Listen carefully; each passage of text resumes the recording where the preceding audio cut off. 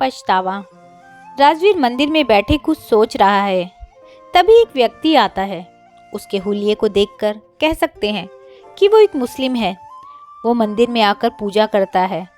उसे देखकर एक ही सवाल दिमाग पर दस्तक देता है, एक मुस्लिम मंदिर में कैसे? वही एक सवाल राजवीर को उसकी सोच से बाहर निकालता है और वो उस शख्स की तरफ देखता ही है कि वह शख्स उस अनपूछे सवाल को भांप लेता है और वहीं मंदिर की डेल पर राजवीर के पास बैठ जाता है और खुद ही कहता है, मेरा नाम अशफाक है, मैं मुस्लिम समाज से हूँ, रोज़ाना मंदिर आकर पूजा करता हूँ। राजवीर सुनकर आश्चर्य से पूछता है, यह अनोखा है, क्या इसके पीछे कोई कारण है? अशफाक मुस्कुराते हुए जवाब देता है, बरखुरदार, हर एक बड़े काम या बदलाव के पीछे वजह ज़रूर होती है। यहाँ भी है। हमारी बीवी हिंदू थी, उन्होंने हमारे धर्म को दिल से अपनाया। यही एक उम्मीद उनकी आंखों में हमारे लिए भी थी, पर हम जानकर भी अनजान बने रहे, क्योंकि यह हमारी शान के खिलाफ जो था।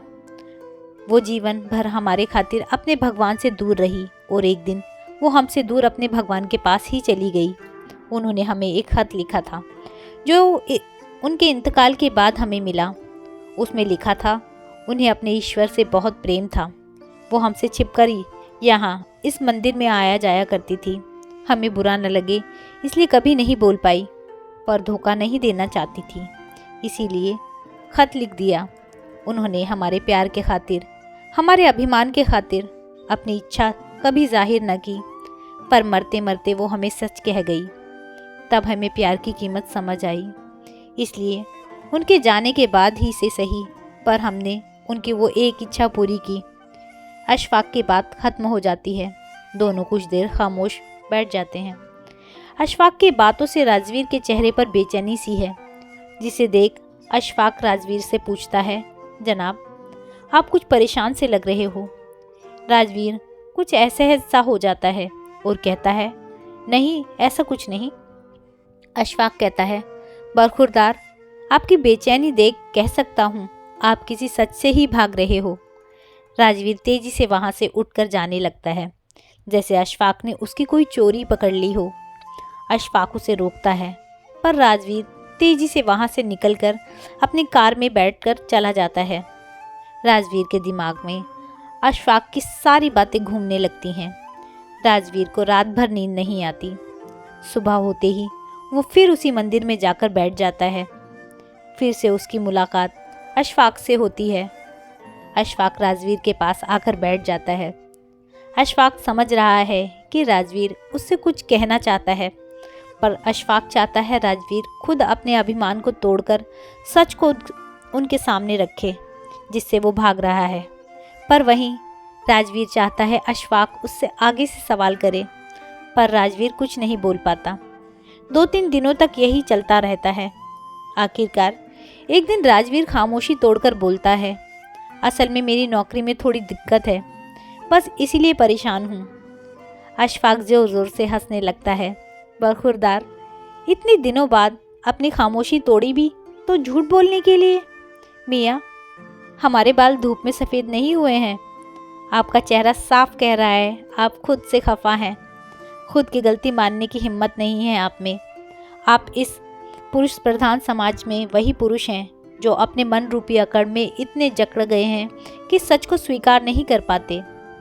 अशफाक राजवीर को उसके ही असली रूप से पहचान करवाता है। राजवीर के दिल पर एक बोझ है जिसे वो खुद से भी खुलकर नहीं कह पाया है, और आज वो अपने जीवन के उस एक पहलू को अशफाक के सामने रखता है और कहता है, मैं एक मॉडर्न लड़की से शादी करना चाहता था, पर मेरे माता पिता ने मेरी शादी गांव की लड़की शिखा से करवा दी। मैं उससे ठीक से बात तक नहीं करता था। वो मेरे परिवार के साथ ऐसे घुल मिल गई जैसे बरसों से उनके साथ रही हो। मुझे ये भी पसंद नहीं आ रहा था, फिर भी वो मेरी हर ज़रूरत को बिना मेरे कहे पूरा कर देती थी। मैं तरक्की पर तरक्की कर रहा था। मुझे अपने आप पर बहुत अभिमान था। एक दिन नशे में धुत घर आकर मैंने शिखा के साथ बदसलूकी की। मैंने कहा, तुम मेरी ज़िंदगी की सबसे बड़ी गलती हो, शर्म आती है मुझे। मुझे जब तुम्हें पत्नी कहना पड़ता है। मैं बोलता ही गया। शिखा के लिए यह सब नया नहीं था, पर मेरे माता पिता के लिए ये एक कड़वे घूंट के समान था। बिना मुझसे बात किए वो शिखा को अपने साथ ले गए। मैंने ऐसे बिहेव किया जैसे मुझे काले पानी की सज़ा से मुक्ति मिल गई हो। जाते वक्त शिखा ने मेरी मेज़ पर एक डायरी रखी थी जिसमें मेरी सारी ज़रूरत की लिस्ट थी। यह देखकर मुझे गुस्सा आ गया। क्या समझती है वो खुद को? मैं क्या उस पर डिपेंड करता हूँ? फिर मैंने सोचा, मैं क्यों चिढ़ रहा हूँ? वो तो थी ही गंवार, अब चली गई, मैं आज़ाद हूँ। ऐसा सोच मैं ऑफिस चला गया। ऑफिस में लंच ब्रेक में जैसे ही मैंने टिफ़िन खोला, मैंने उस महक को मिस किया जो रोज़ाना मेरे थके चेहरे पर मुस्कान बिखेर देती थी। एक पल के लिए मुझे एक अजीब सी कमी महसूस हुई, पर उस वक्त मुझे अपनी आज़ादी पर का गुमान ज़्यादा था। समय गुजर रहा था। मैं अपनी हर एक ज़रूरत के लिए डायरी पर डिपेंड करता था। कमी का कुछ एहसास तो था, पर मेरा ईगो मेरे सामने आ जाता और मैं फिर अपनी अकड़ में जीने लगता। मैं परेशान जब हो गया जब मेरा वर्किंग परफॉर्मेंस बिगड़ने लगा। हमेशा अपनी प्रोग्रेस के लिए खुद को क्रेडिट देता था। मैं ये मानना ही नहीं चाहता था कि मेरी प्रोग्रेस में शिखा का भी पूरा हाथ था। उसी के कारण मैं अपने जीवन की कई छोटी बड़ी परेशानियों और जिम्मेदारियों से बहुत दूर था और केवल अपने काम पर फोकस करता था।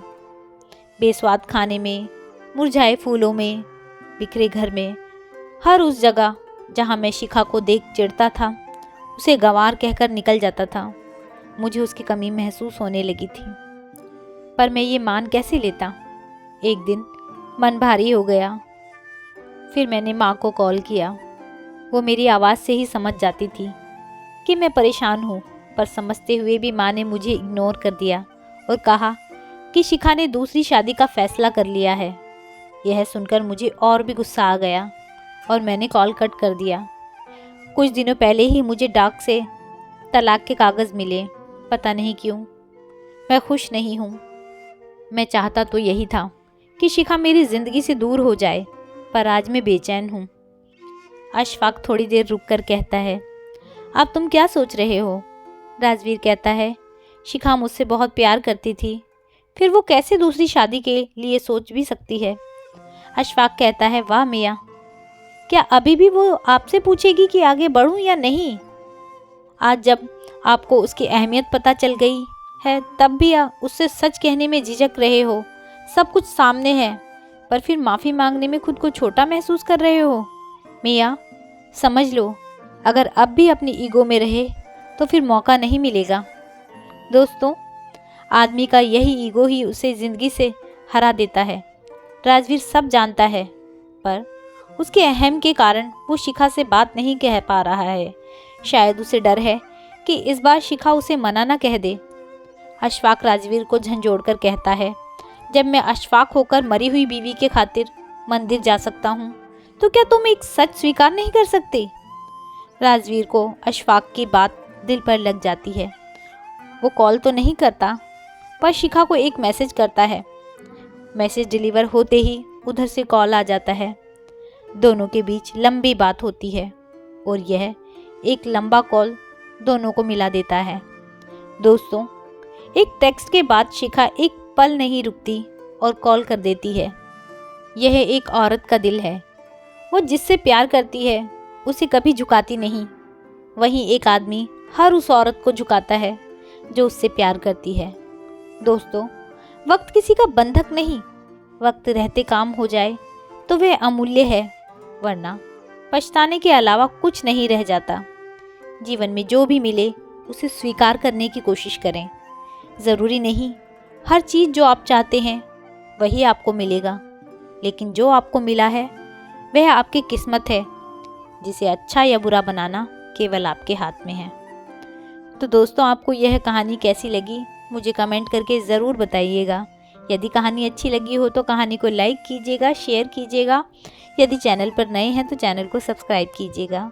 कहानी सुनने के लिए बहुत बहुत धन्यवाद।